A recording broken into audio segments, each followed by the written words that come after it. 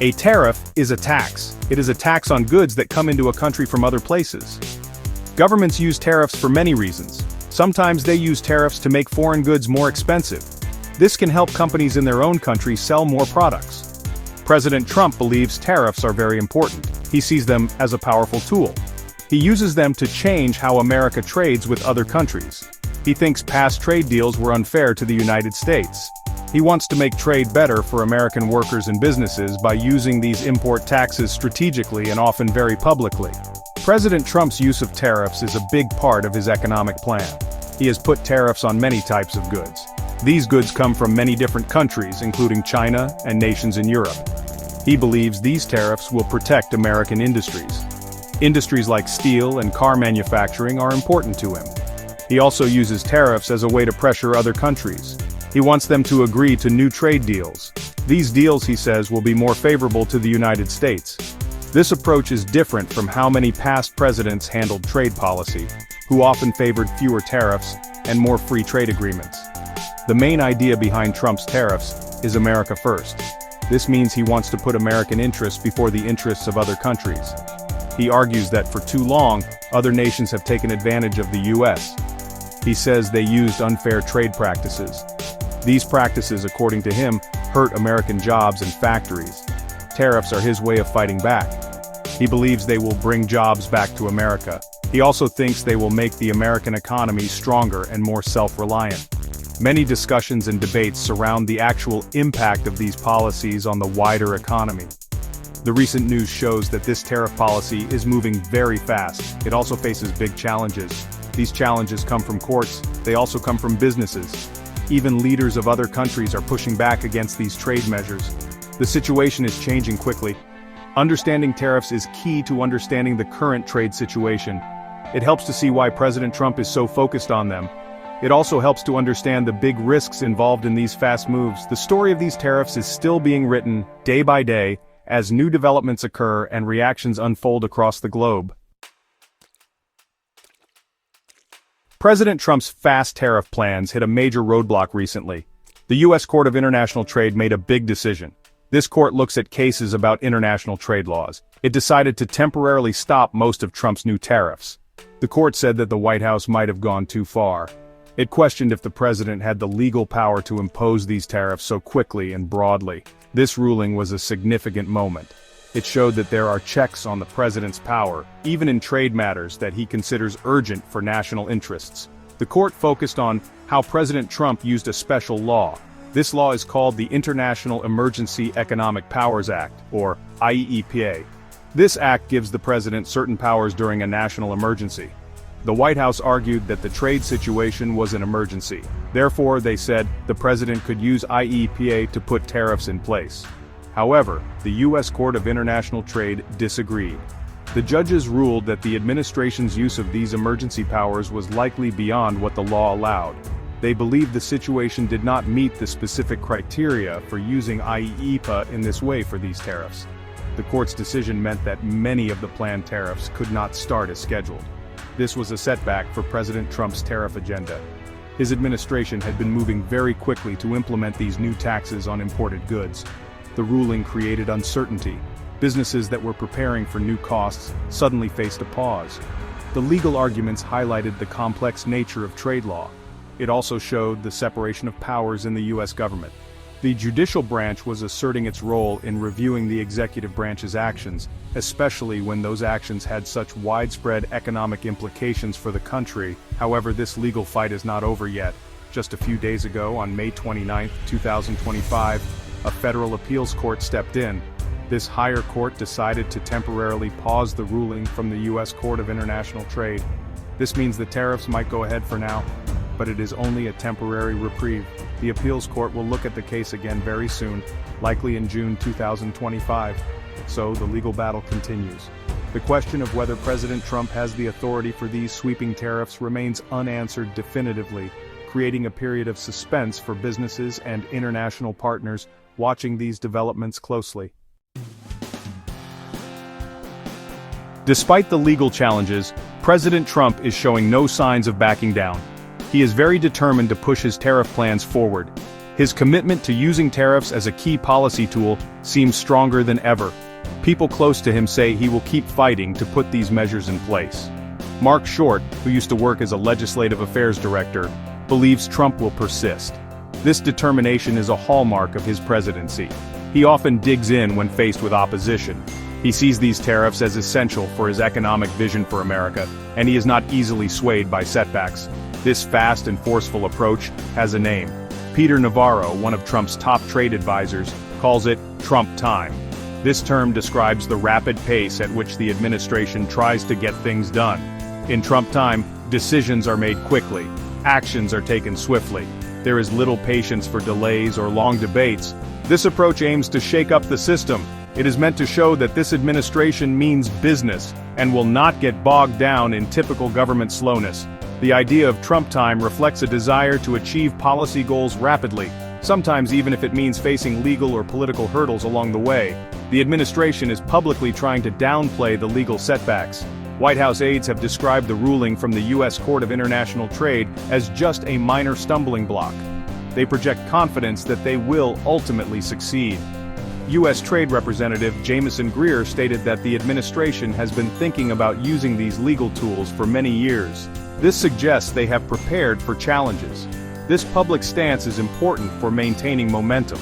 It signals to supporters and opponents alike that the tariff strategy remains a central focus, regardless of temporary obstacles encountered in the courts or elsewhere.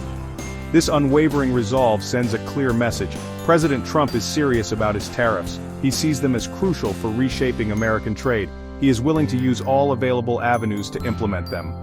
This includes fighting legal battles and exploring alternative ways to achieve his goals. The concept of Trump time means that everyone involved, from businesses to foreign governments, needs to be ready for quick changes and bold moves. The president's personal conviction appears to be a driving force behind this relentless push for higher tariffs on a variety of goods. With the courts questioning their main legal path, President Trump's team is already working on backup plans. They are not putting all their eggs in one basket. They are actively looking for other legal ways to impose tariffs. This shows their determination to carry out the president's trade agenda. If one method is blocked, they want to have another ready to go. This proactive search for alternatives is a key part of their strategy. They seem prepared for a long fight, using different tools available within the complex framework of U.S. trade law. One specific law they are considering is Section 122 of the Trade Act. This is an older law that has not been used very often. Section 122 could potentially allow the president to impose temporary tariffs. These tariffs could be up to 15%. They could last for about 6 months, or 150 days to be exact. After that period, the president would need approval from Congress to keep the tariffs in place. This makes Section 122 different from using emergency powers, as it has a built-in limit and a role for the legislative branch after an initial period. These backup strategies, like using Section 122, are largely untested in court. Nobody knows for sure if the courts would agree that this law can be used in the way the administration hopes. This creates more uncertainty. If the administration tries to use these older, less common laws, there will likely be more legal challenges. Businesses and trade partners would face another round of questions about what to expect. It is like navigating a maze. Each turn might lead to a new rule or a new legal fight, making long-term planning very difficult for those affected by these trade policies. The administration believes these tools are valid. U.S. Trade Representative Jamieson Greer mentioned that they have been considering these options for years. This suggests a long-term strategy regarding tariffs. They are not just reacting to recent events, they have a playbook they are trying to follow. However, critics, including some like outside economic advisor Stephen Moore, are skeptical. Moore argues that ultimately Congress needs to vote on tariff policy. He believes the president does not have the power to raise taxes, which tariffs essentially are, all by himself without congressional approval in the long run. Section 5. Shaky ground. Trust in a time of tariffs. President Trump's aggressive and fast-moving tariff policy is creating waves of uncertainty. This uncertainty is affecting his credibility. It impacts how businesses view his administration. It also changes how world leaders interact with the United States. Businesses need predictability to make big decisions, like where to invest money and hire people. When trade rules change quickly and unexpectedly, companies may pause their plans. They might wait to see what happens next.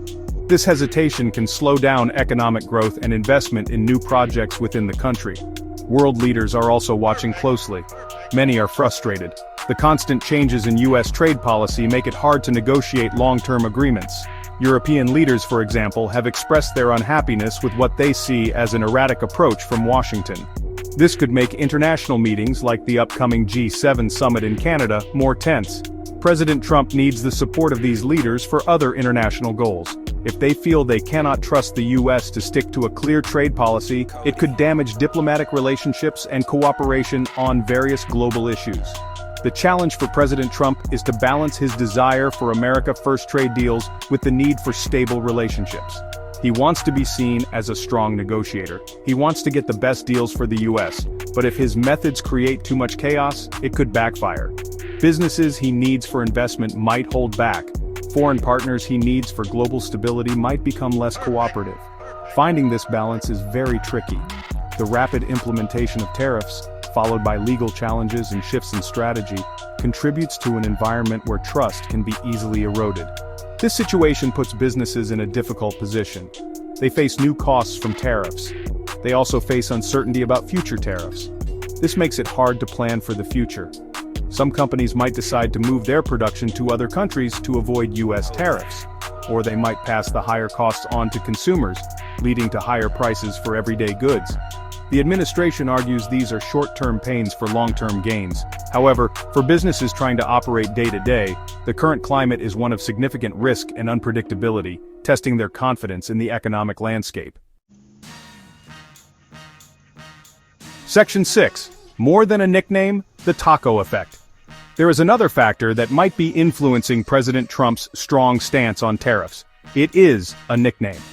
Among some traders on Wall Street, a moniker has reportedly emerged, TACO. This acronym stands for Trump Always Chickens Out. The suggestion behind this name is that the president sometimes makes bold threats but then does not fully follow through, perhaps due to political pressure or economic realities. This kind of label, especially one that questions his resolve, is something that President Trump is known to dislike intensely. He values his image as a strong leader who keeps his promises. Reports suggest that President Trump is irritated by this taco nickname. If true, this irritation could be making him even more determined to push his tariff agenda forward, regardless of the opposition. He may want to prove his critics wrong. He might feel the need to show everyone that he is serious about his tariff policies and will not back down. This psychological element can play a significant role in high-stakes political decisions. Public perception and personal reputation are often key considerations for leaders, and Mr. Trump is particularly sensitive to how he is portrayed. The existence of such a nickname and the president's reported reaction to it highlights an interesting aspect of policymaking. It is not always just about economics or law. Sometimes personal feelings and perceptions of strength can influence major decisions. If the president feels his toughness is being questioned, he might be more inclined to take even tougher actions to counter that narrative. This could mean being less willing to compromise on tariffs, even if advisors suggest a more moderate course. The desire to defy the taco label could therefore inadvertently lead to more aggressive trade policies. This adds another layer to the already complex situation surrounding Trump's tariffs. It is not just about trade deficits or protecting industries anymore. It might also be about presidential pride and a desire to control his own image. For those trying to predict what the administration will do next, this taco factor is something to consider. It suggests that the president's commitment to his tariff plans might be fueled by more than just economic strategy. It could also be driven by a personal resolve to defy expectations and silence his critics on Wall Street and beyond.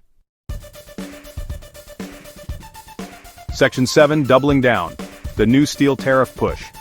Just as the legal battles over existing tariffs continue, President Trump has made another bold move.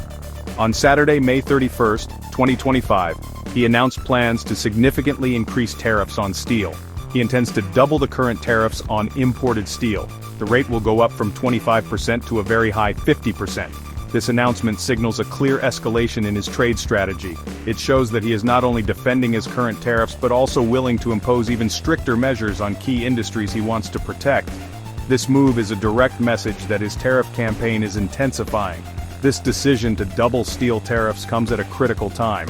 The administration is already fighting in court to keep its broader tariff agenda alive. This new announcement could complicate those legal efforts. It also sends a strong signal to international steel producers and trading partners. They now face the prospect of even higher barriers to the U.S. market. The specific reasons for this sudden and sharp increase were not immediately detailed, but it aligns with the president's long-standing promise to revive the American steel industry and protect it from what he views as unfair foreign competition. This action reinforces the Trump time concept. It is a fast, decisive move designed to have an immediate impact. It shows that the president is prepared to act unilaterally and quickly on trade matters. For businesses that use steel, this means potentially much higher costs for their raw materials.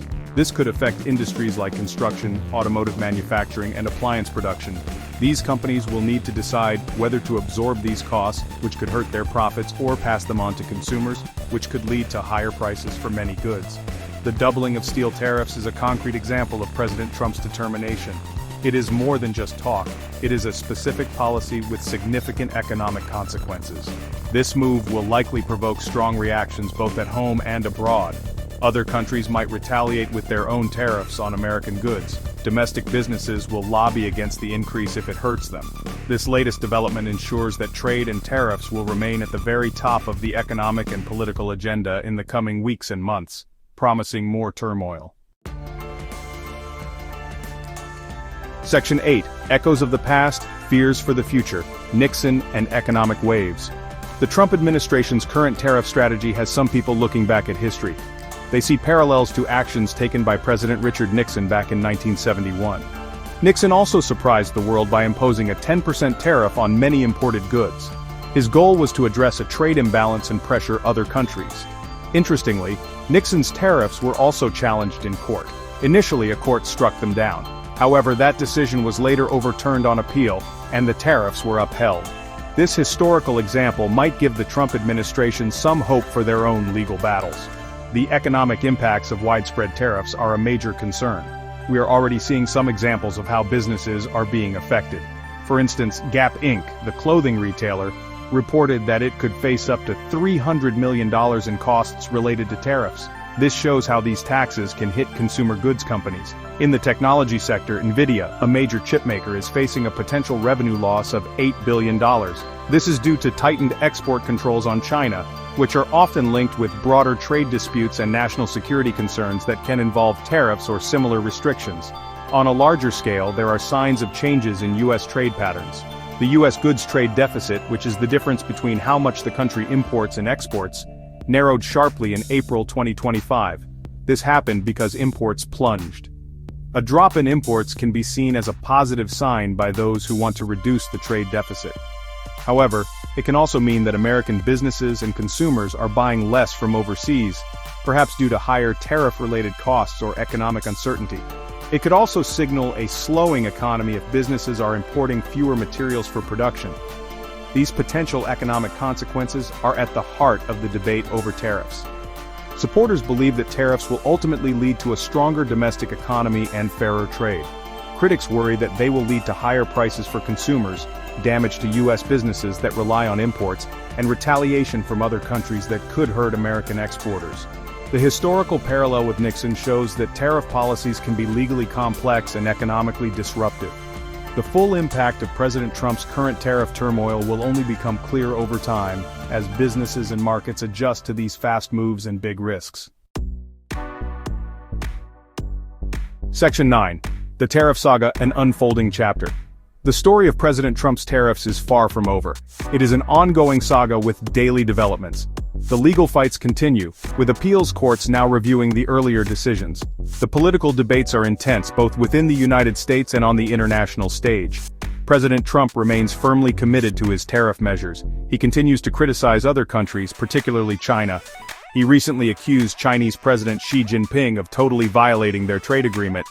He said his frustration comes from China slow-rolling their compliance with existing trade commitments, a claim that fuels his justification for tariffs. Looking ahead, the administration is planning even more actions. There are plans to expand technology restrictions on China. These new rules could target subsidiaries of Chinese firms that have already been sanctioned. This shows a broadening of the trade conflict beyond just tariffs on goods. It is moving into areas like technology and intellectual property. Furthermore, President Trump has ambitious goals for domestic manufacturing. He has stated he expects American automakers to build all car parts in the U.S. within a year. Tariffs and other trade tools are likely to be used to try and achieve this very ambitious goal. However, there is a growing discussion about the limits of presidential power in trade.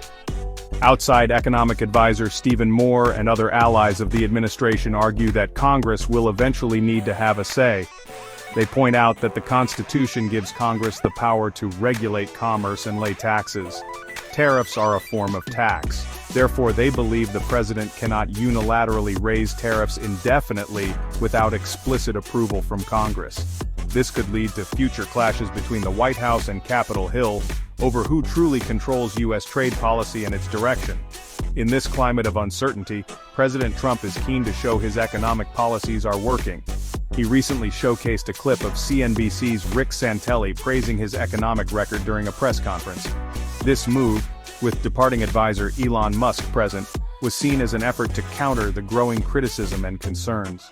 The tariff turmoil, with its fast moves and big risks, remains central to President Trump's economic agenda. The outcomes of the current legal battles, the reactions of global partners, and the actual economic impacts will shape the American and global economy for years to come.